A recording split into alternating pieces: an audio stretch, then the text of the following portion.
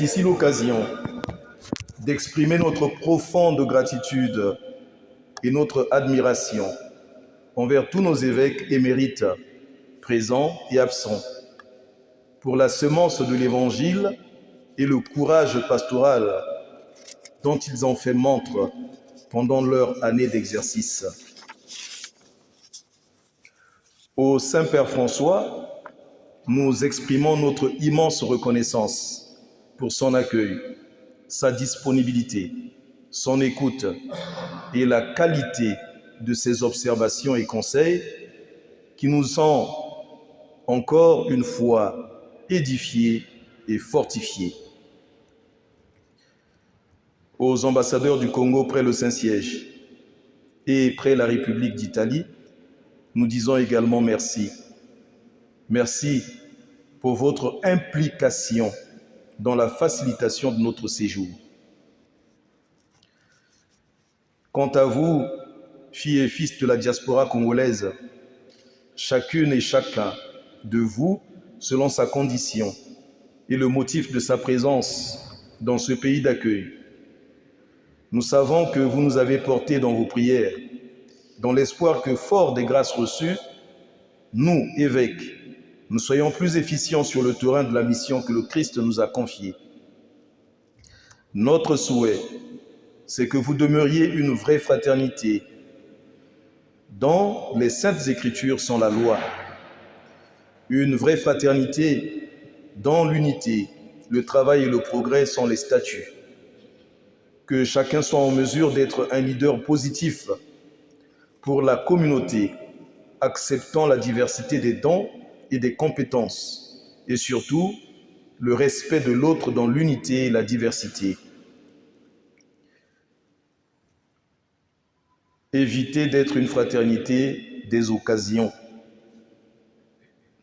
mais soyez vraiment frères et sœurs, appelés à former un seul corps, une même Église. Je saisis l'occasion, au nom des pères évêques, pour vous rappeler ce que vous savez déjà, de par notre culture africaine et congolaise. Il s'agit pour vous de mettre à profit tout ce qui éveille scientifiquement dans ce pays. Mettez à profit tout ce qui vous éveille scientifiquement, tout ce qui vous fortifie spirituellement, tout ce qui fait grandir la personnalité et contribue au progrès. Cela s'appelle aussi oser le refus des cultures de la médiocrité, qui remettent en question la probité morale reçue de nos parents et donc qui contredisent la bonne nouvelle reçue de Jésus-Christ par nos pères dans la foi. Cela fera de vous de vrais ambassadeurs de la République du Congo et de l'Église catholique romaine qui s'y trouve.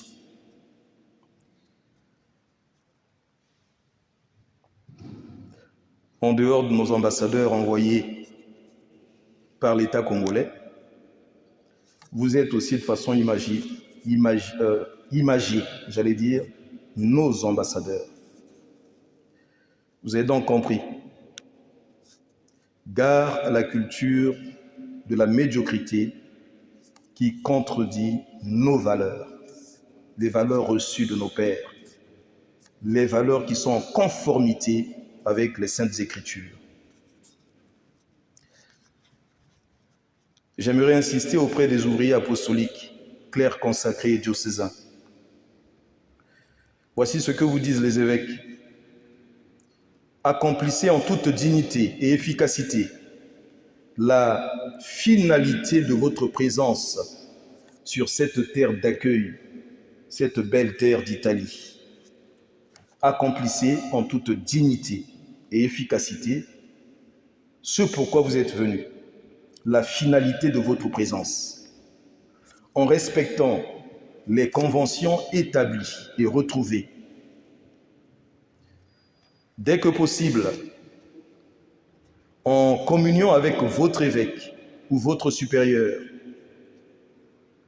dès que possible,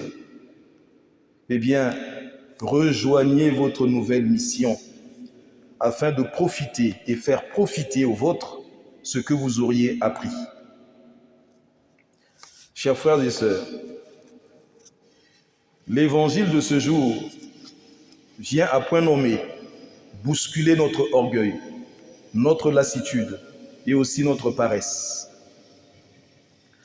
Outre la persévérance dans la prière, j'aimerais vous parler d'un autre type de persévérance, celle de la recherche du meilleur en l'autre.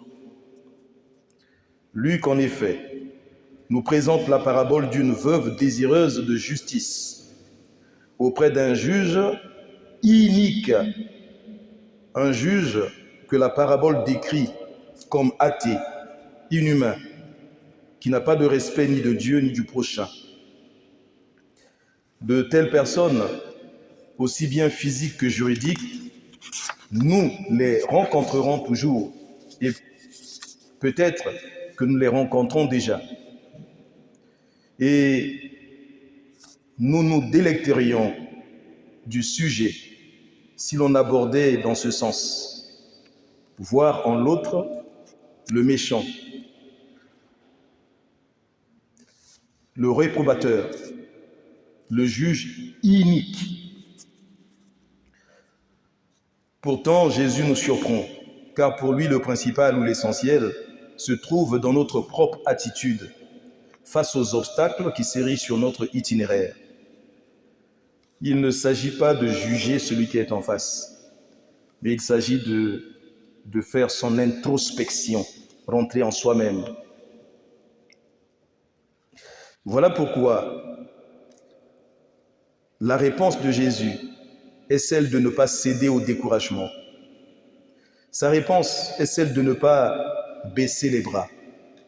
Lorsqu'on est objectivement animé par le bien, l'on persévère. Alors il faut relever le défi de la persévérance qui ouvre les écluses du ciel et font déverser des grâces finalement inattendues qui font renaître la justice, la paix et le progrès.